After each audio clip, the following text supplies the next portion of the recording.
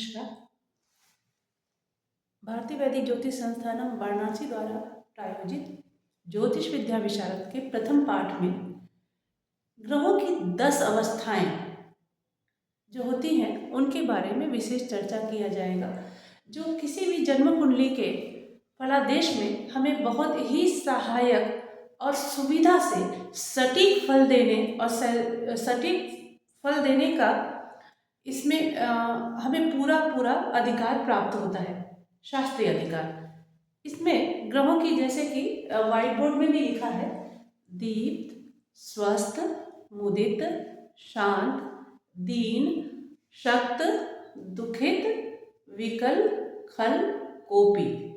इस तरह से ये जो 10 अवस्थाएं हैं इनको हमें समझना चाहिए। इनके बारे में विस्तार से चर्चा करने के पूर्व मैं आपसे उसके फलादेश के बारे में थोड़ा स्पष्ट करना चाहती हूँ। इसमें होता क्या है कि प्रारंभ के दीप्त, स्वस्थ, मुदित और शांत, दीन, ये जो अवस्थाएं हैं ग्रहों की, ये ग्रहों के शुभ फल देने में हमें सहयोग देते हैं। जैसे कि अगर हम भारतीय वैदिक ज्योतिष संस्थान की ये जो पाठ्यक्रम है ज्योतिष विद्या विशारद, इसके प्रारंभिक विद्यार्थी हैं, तो हमें ये शुभ फल देने का ये अर्थ निकालना चाहिए कि सकारात्मक और नकारात्मक फल जो ग्रह देते हैं उनके बारे में हम समझ लें। जैसे अगर हमने देखा कि कोई ग्रह अपने दीप्त अवस्था में है तो वो सकारात्मक फल देगा। एक दूसरी बात, जैसे कि हमें पता है कि एक ज्योतिषी को त्रिवेणी स्नान करना होता है। किस तरह का? भाव का, राशि का और ग्रहों का, इन तीनों का समायोजन करके पहले ज्योतिषी स्वयं उसका स्नान करता है, उसका मनन करता है और अन्य को उसके पुण्य फल का लाभ यानी फलादेश करता है, जिसमें अभिग्रहों के अवस्थाएं, जिसको कहते हैं 10 अवस्थाएं ग्रहों की हो सकती हैं। अच्छा, क्रम का भी ध्यान रखना है। दीप्त, स्वस्थ, मुदित, शांत, दीन, ये जो क्रम आ रहा है इसी क्रम से इसको समझ लीजिए। अगर दीप्त अवस्था में यदि कोई ग्रह है तो वो सर्वोत्कृष्ट है, शुभ फल देने के लिए एकदम उसके अंदर क्षमता है।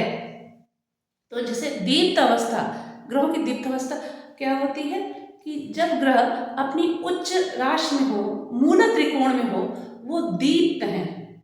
और एक बात और विशेष बात बता दूं कि ये जो नाम है दीप्त, स्वस्थ, मुदित, शांत, दीन, शक्त, दुखित, विकल, खल, कोपी, ये जो नाम है ना, अगर इतना भी इस नाम का भी अर्थ आप समझ लें तो भी फलादेश करने में आपको बहुत ही आसान होगा।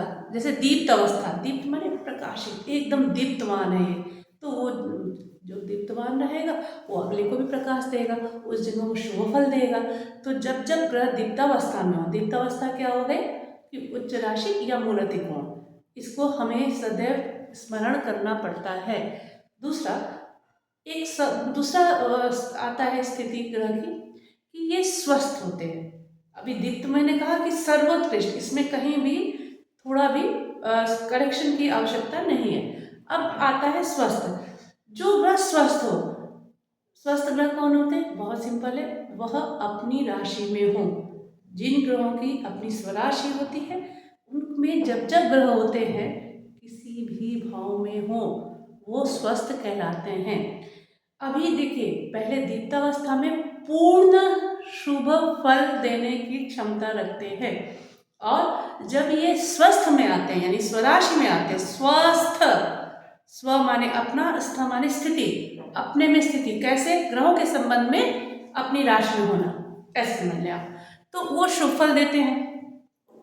अब ये एक और आता है, एक होता है मुदित। ठीक है, मुदित अवस्था, मुदित शब्द का अर्थ होता है प्रसन्न अवस्था।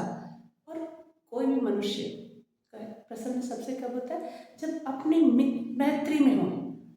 इसी प्रकार ग्रहों का भी है कि ग्रहों को आप अगर अधिमैत्री, पंचधा मैत्री निकाल लीजिएगा, नैसर्गिक और तात्कालिक मिलाकर, यदि वो अधिमैत्री में है, किसी भी राशि में अपने ग्रह अधिमैत्री के राशि में है जो कोई भी ग्रह, तो वह मुदित प्रसन्न अवस्था में है और ऐसा ग्रह अति शुभ फल देने में सक्षम होता है, यानी बहुत बढ़िया फल ये देगा।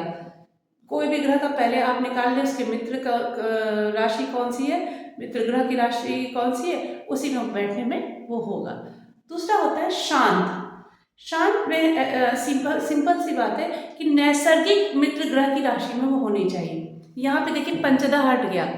देखिए अभी इसके पहले मुदित में क्या था कि नैसर्गिक मैत्री और तात्कालिक मैत्री दोनों ही मैच करेगा तब वो मुदित होगा, लेकिन जब शांत में आ रहा है तो नैसर्गिक मैत्री तात्कालिक हो सकती शत्रुता हो जाए, लेकिन यहाँ पर अगर नैसर्गिक मैत्री है तो वो शांत है। एक उदाहरण अगर दे दिया जाए कि शनि जो शुक्र मान लो शनि के घर में है तो वो उसमें हो गया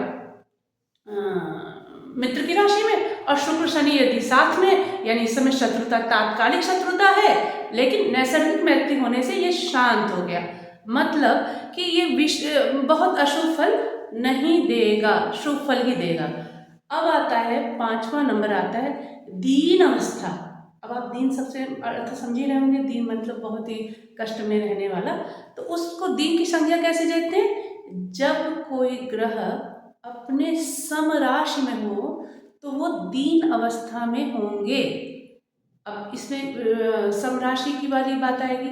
एक छोटा सा उदाहरण दे दूं कि शनि जो है गुरु की राशि में और गुरु शनि की राशि में सम अवस्था में आएंगे, क्योंकि एक दूसरे से ये न मित्रता रखते हैं ना शत्रुता। एक उदाहरण मैं दे रही हूँ, तो सम राशि क्या हुई, जो ग्रह किसी ग्रह से सम अवस्था में हो और उनकी राशि में बैठे तो वो सम होगा।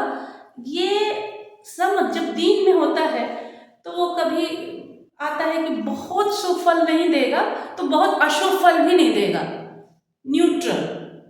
सम अवस्था क्या होता है, सम का सीधा मतलब न मैं बुरा हूं न मैं अच्छा हूं, सिंपल सी बात। अब आता है शक्त, ठीक है, तो इसमें सिंपल सी बात है कि ये ग्रह शक्त मतलब अस्त की बात आ रही है, वो सूर्य से अस्त नहीं होना चाहिए, वो शक्त हो जाएगा। इसकी अवस्था मतलब वो अच्छा फल सामान्य शुभ फल देगा, अशुभ फल अभी तक यानी प्रारंभिक 6 अवस्था दीप्त स्वस्थ मुदित शांत दीन और शक्त तक अशुभ फल नहीं आ रहा है। अब प्रारंभ हुआ, ध्यान देंगे, दुखित।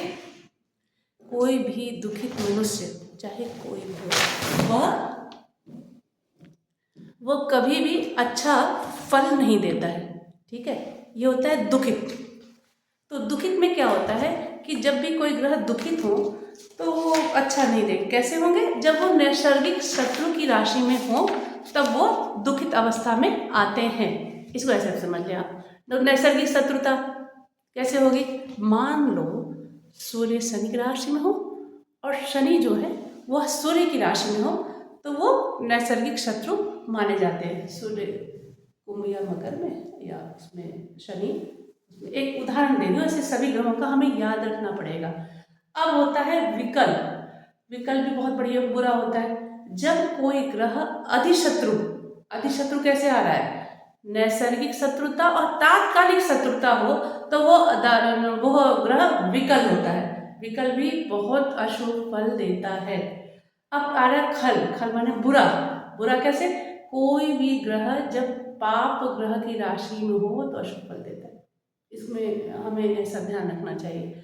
और कोपित माने कुपित अवस्था में। कुपित कैसे कोई ग्रह होते हैं, जब सूर्य से अस्त हो जाते हैं।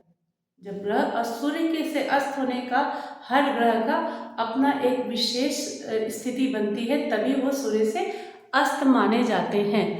तो इस तरह से हमें ग्रहों के पहले ना एक मैं इसका प्रयोग समझा देती हूँ। आप लोग क्या कीजिए कि ग्रहों के किसी जन्म कुंडली को आप लोग ले लें और उसमें बहुत ही सिंपल है, एक चार्ट उठा लें और ये देखें कि कौन कौन से ग्रह दीप्तादि अवस्था में है और इसको अलग अलग लिखना चाहिए। तो दीप्त स्वस्थ मुदित शांत तक और 3 तक ग्रह अच्छे हैं, मतलब शुभ सकारात्मक फल देंगे। जहाँ शक्त विकल शक्त दुखित विकलखल कोपी, इतने ग्रह जब आने लगे तो समझिए ये अशुभ फल देंगे। अशुभ फल कैसे?